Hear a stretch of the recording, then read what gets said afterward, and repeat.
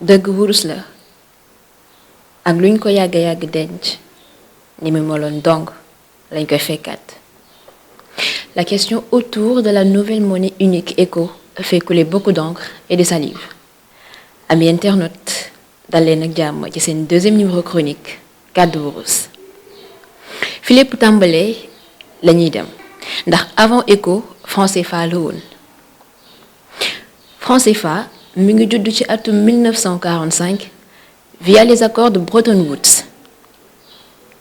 ci noonu la dëkk bi ñu naan France xaatim ay accord ak FMI Fonds monétaire international ñu def déclaration de parité.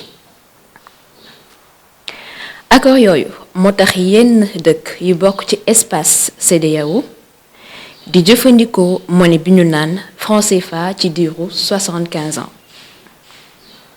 su diir boobu jàllee accord yooyu dañu koy renouveler 1945 ak léegi 74 ans la. Cela revient à dire que ni benn at moom moo des pour que soit ñu renouveler accord yi wala ñu changer ko.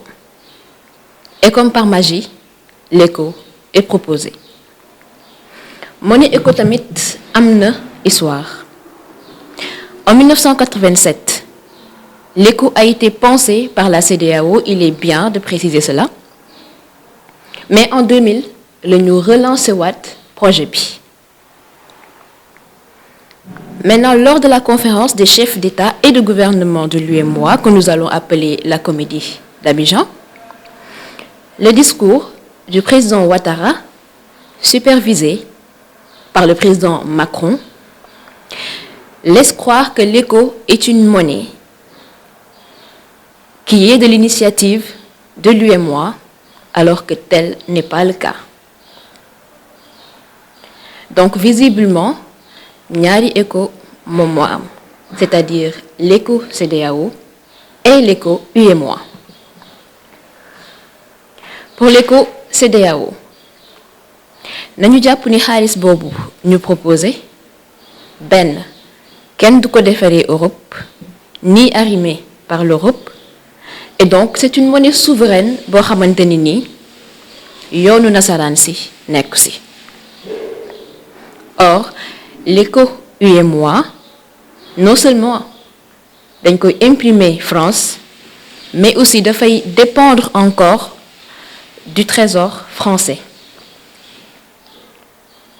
Attachez bien vos ceintures, parce que aussi les grandes décisions qui vont concerner cette monnaie ECO, les grandes décisions seront encore prises en France. Maintenant, la question qu'on se pose, mooy comment est-ce qu'un peuple peut garantir la monnaie d'un continent?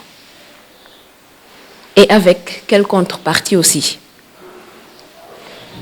ñu fàttali ne l'ECO CEDEAO projet d'union monétaire bu ambitieux la woon, alors que l'ECO de Macron et de Ouattara, ou encore du président Sall, est et reste sous la tutelle européenne. L'ECO CEDEAO pourrait être la seule monnaie à circuler en Afrique de l'Ouest, te loolu daf doon yombal la diversité des échanges, waaye itam pour dëkk yi nga xamante ne ñoom ñoo bokk ci monnaie boobu, maanaam ñoom ñoo ko adhéré, day tax ñu am benn politique macroéconomique et sectorielle boo xamante ne ni daf leen di permettre ñu lëkkale seeni programme économique ngir fànq ay conflit d'intérêt ngir mën a am un développement commun. Léegi nag ana lan moo tax dëkk bi ñu naan France nangu def réforme du franc CFA suñu sukkandikoo ci discours président Macron dafa wax ni càmbar na bëgg-bëgg ndawi Afrique yuy réclamer la réforme du franc CFA. On se veut clair ndawi Afrique soxlawul réforme franc CFA li ñu bëgg mooy une disparition totale et du franc CFA et de l'éco qui ne profite qu'à vous. xamoon nañ ni l'éco CEDEAO était en marche pour bañ dëkk UEMOA yi adhérer à l'éco CEDEAO moo tax ñu indi seen monnaie boo xamante ni nii franc CFA la mais sous un autre nom. Donc à part cela rien n'a changé. dañu si profiter aussi pour saluer le courage du Nigeria et du Ghana ginnaaw ba ñu wonee ginnaaw li nga xamante ni moom mooy l'éco UEMOA di wax rek yàlla mu am tànki ginnaaw parce que aussi qu'on se le dise c'est une miroir aux alouettes comme ni ko nasaraan si di waxee ñoom donc ils ont très tôt compris que les peuples qui utilisent le franc CFA dañoo war a sevrer c'est-à-dire ñu couper le cordon avec la France parce que dañoo war a dem à la conquête de notre souveraineté monétaire qui est primordiale. léegi nag mu des naka la ñuy def ngir saafara mbir mi. Premièrement, il faut que nous jouions carte sur table et qu'on se dise la vérité parce que dëgg neexul mais il faut que la France remballe ses affaires et mu bàyyi ñu nous Africains gérer nos affaires, notre continent et ce sur tous les plans. dañoo nootoon Afrique pour mën di ko spolier tey wone ni dañ ñuy jàppale alors que tel n'est pas le cas parce que finalement les masques sont tombés. loolu nag malheureusement moom mooy wëy jamono ji ak yenn njiitu africains yi ñu am, je ne dirais même pas des présidents mais qui sont des gouverneurs de la France corrompus et marionnettes de l'Occident. du samay kàddu ab député belge bu ñuy woowee Laurent Louis moo wax kàddu yi lay jëmale ko ci président Macron ak yenn njiitu africain yi et comme si dafa xam suñu réalité il ajoute que su ay doomi Afrique jugee ngir xeex jëf yi ni mel ñu faat leen wala sax ñu génnee leen seen dëkk. Je peux donner beaucoup d'exemples comme Nathalie Yamb et Kémi Séba et plein d'autres. Donc visiblement dëkk bii di France li mu war a def mooy bàyyi Afrique mu gérer ay richesse am au lieu ñu am ci suñu ndodd. Je dis à la France, il est temps de faire des efforts pour survivre comme yeneen dëkk yi. En ce qui concerne l'Afrique aussi, il est question maintenant de construire notre futur de manière responsable, comme ni ko président Ouattara waxee, mais malheureusement dans d'autres circonstances. Cela revient à dire d'abord que nous ne voulons pas de la monnaie éco, qui est juste une monnaie dépendante. Ce fait que nag dañoo bëgg réellement adhérer à cette monnaie, lu ñu doon gënal mooy une monnaie au taux de change flexible et qui ne serait pas arrimée par l'Europe.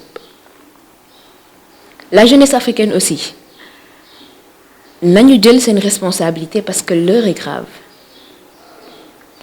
mënuñu nangu quelques nit di décider à la place de tout un peuple. su doon ay nit yu transparent sax ñu mën a wax wala ñu nga xamante ne nii mat nañ lu ñu doon. Voyez, ce sont des pions de la France et c'est juste scandaleux. samay kàddu nag dama ko yëkkati conformément à l'article 19 de la Constitution qui protège pleinement le droit à la liberté d'expression ak lépp lu ci aju.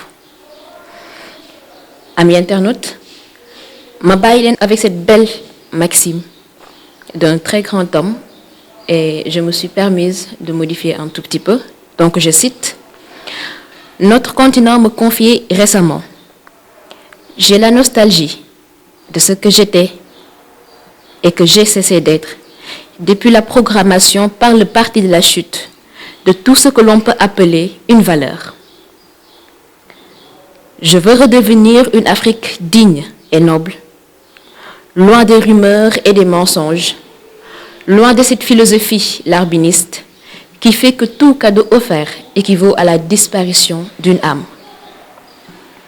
Loin des couillons et des idiots, vous allez me passer ces deux mots, je veux redevenir une Afrique bonne, solide, courageuse, authentique et pleine d'énergie, ne confondant point le sursaut d'une vaillante jeunesse au sautillement d'un singe ivre de cognac. Je veux redevenir moi-même une Afrique fière et confiante. Fin de citation. mbokk yi ñu doon seetaan nii la kàddu yi toll ci seen deuxième numéro chronique Kàddu Wurus. balaa ñuy tàggatoo ak yéen dañ leen di souhaiter un happy new year et nos meilleurs vœux. Mais surtout, je le dis souvent, n'hésitez pas à me faire vos critiques et suggestions. Je suis ouverte à tout et serai très enchantée d'interagir avec vous. Cant ak ngërëm ñeel na leen, mesdames et messieurs, au plaisir.